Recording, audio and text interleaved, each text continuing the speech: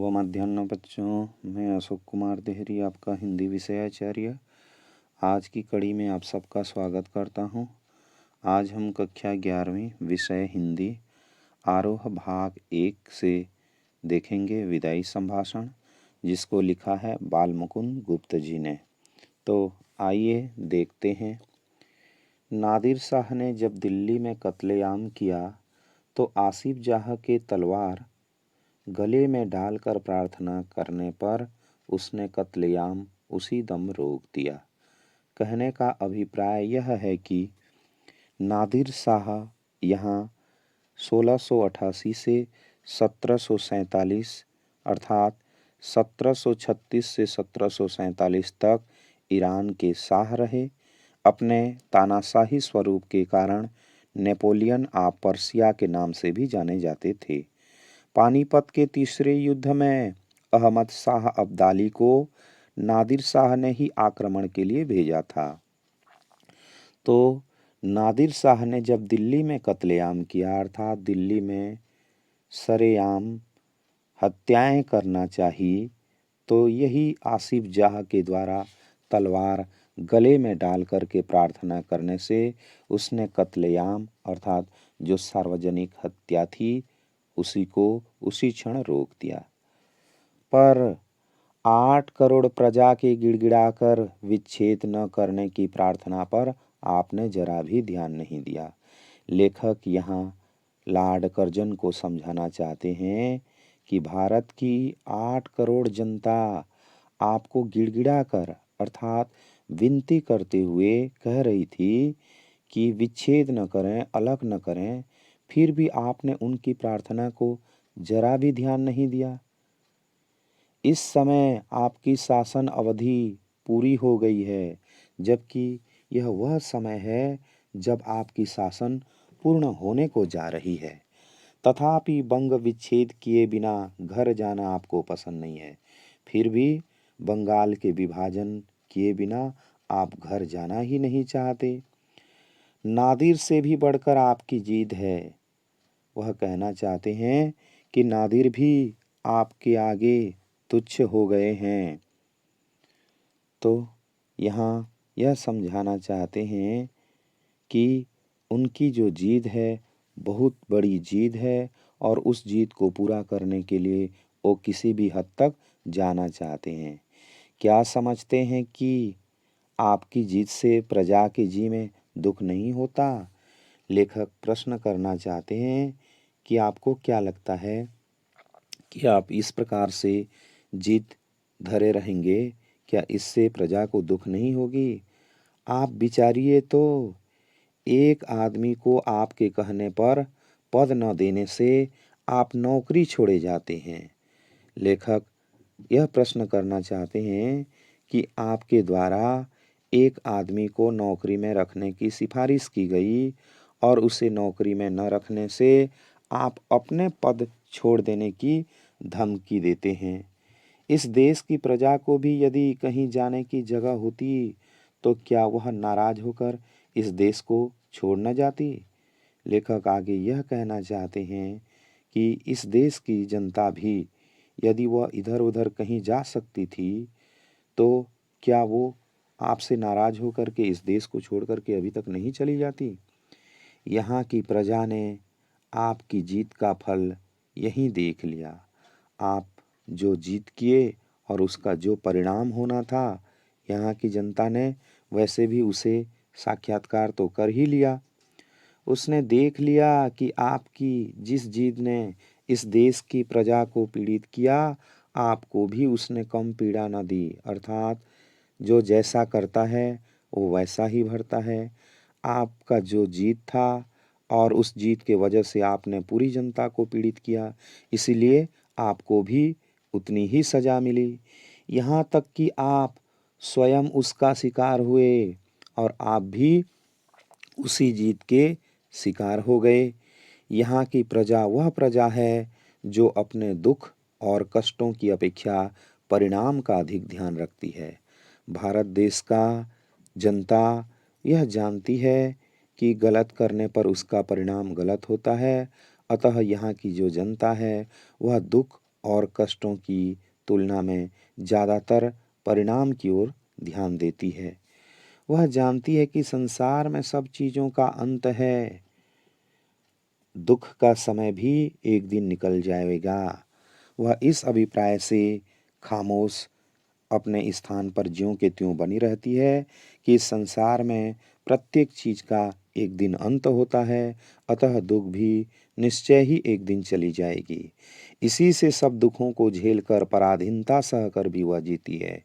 लेखक आगे बताना चाहते हैं कि यही कारण है कि यहाँ की जनता भले ही सारे कष्टों को सहती है और पराधीनता के बेड़ियों को भी सहती हुई वह अपना जीवन यापन करती है।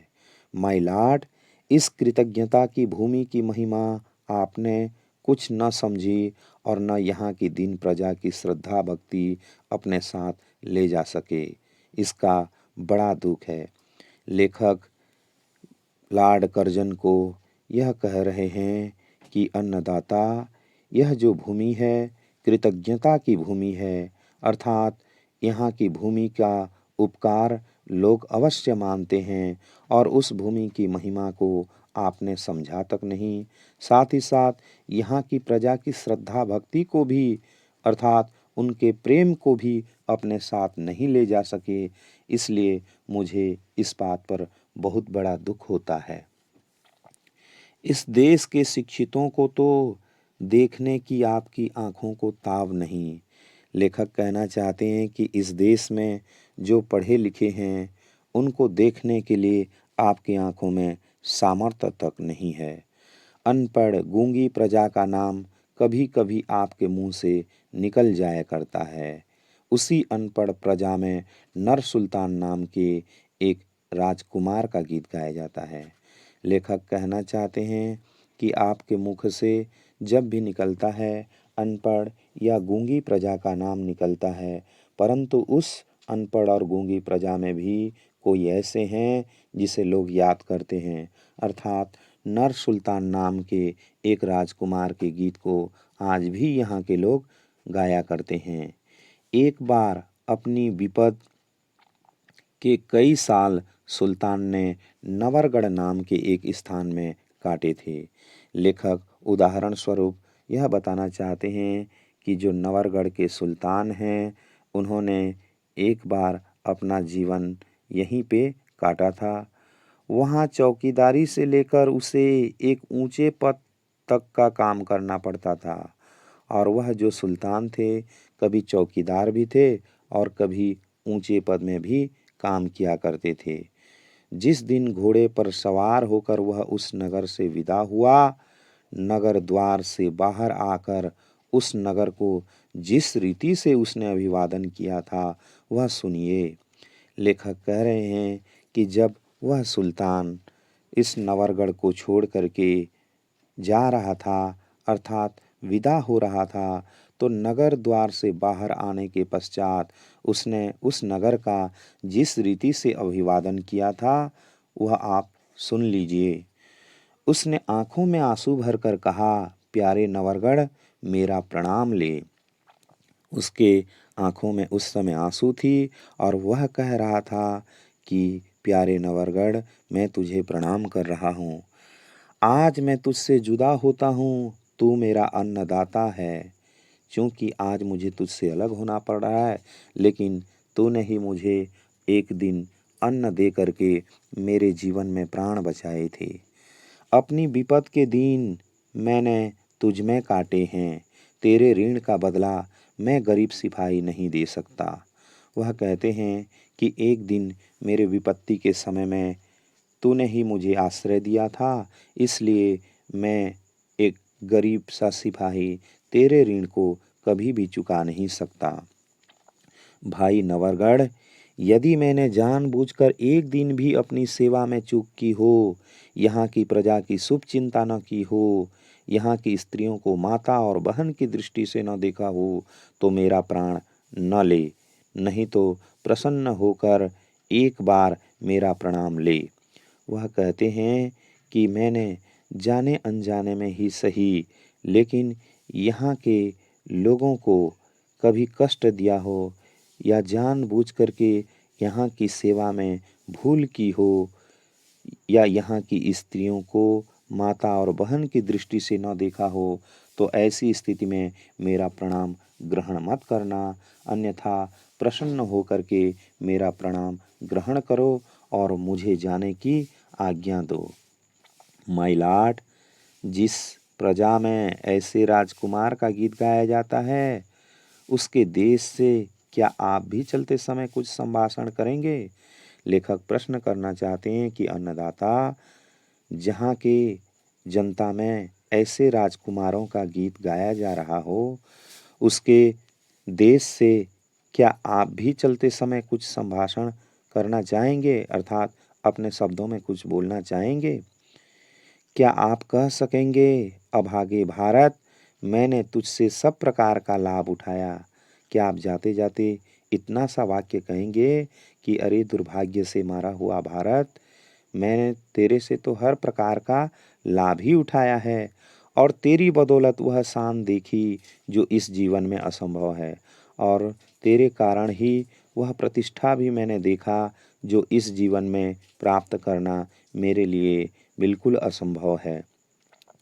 तूने मेरा कुछ नहीं बिगाड़ा, पर मैंने तेरे बिगाड़ने में कुछ कमी न की। भले ही तुमने मेरा कुछ भी बिगाड़ न पाया हो, पर मैंने सभी तरफ से तुम्हारे बिगाड़ने में कोई भी असर नहीं छोड़ा। संसार के सबसे पुराने देश, जब मेरे हाथ में शक्ति थी, तेरी भलाई की इच्छा मेरे जी में न थी।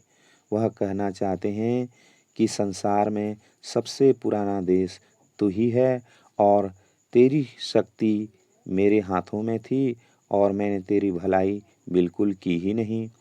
अब कुछ शक्ति नहीं है जो तेरे लिए कुछ कर सकूं। अब तो मेरे पास वो सामर्थ्य भी नहीं है कि तेरे लिए मैं कुछ कर सकूं, पर आशीर्वाद करता हूँ कि तू फिर उठे और अपने प्राचीन गौरव और यश को फिर से लाभ करे। जाते जाते कम से कम यह तो कह दीजिए कि मैं यह शुभाशीष देता हूँ कि तू अपनी खोई हुई शक्ति को, गौरव को और यश को पुनः प्राप्त करके उसका लाभ उठाए। मेरे बाद आने वाले तेरे गौरव को समझें और जाते जाते यह कहें कि मैं तो जा रहा हूँ, लेकिन मेरे बाद जो आएगा आपके गौरव को समझेगा। आप कर सकते हैं और यह देश आपकी पिछली सब बातें भूल सकता है, पर इतनी उदारता माय लॉर्ड में कहाँ। लेखक कहते हैं कि आप अगर चाहें तो यह काम कर सकते हैं, लेकिन आप यह नहीं कर पाएंगे, और अगर आप ऐसे कर देते तो यहाँ की जनता आपके सारे अपराधों को भूल जाती, परंतु आप इसलिए नहीं कर पाएंगे क्योंकि आप में इतनी उदारता बची ही नहीं है। तो आज का वीडियो यहीं पे समाप्त होता है। आशा करता हूँ आपको ज़रूर अच्छा लगा होगा। यदि अच्छा लगा है तो प्लीज़ लाइक, शेयर और सब्सक्राइब करना न भूलें।